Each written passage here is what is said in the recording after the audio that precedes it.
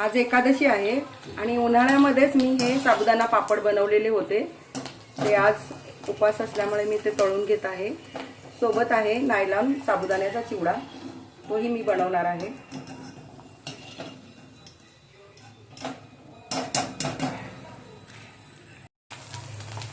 त्याच्यासोबतच मी हा नायलॉन साबुदाणा त्याचा चिवडा बनवणार आहे।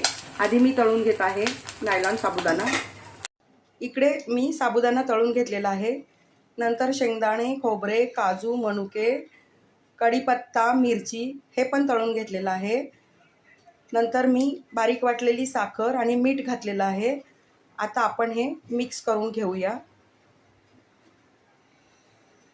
आज मुलांनी उपवास धरलेला आहे, त्यामुळे त्यांना सकाळी खाण्याची सवय आहे, तर मी त्यांच्यासाठी हा चिवडा बनवत आहे।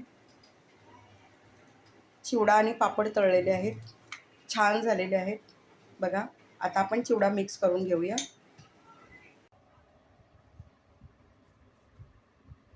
उपवासाचे दोन्हीही पदार्थ तयार झालेले आहेत।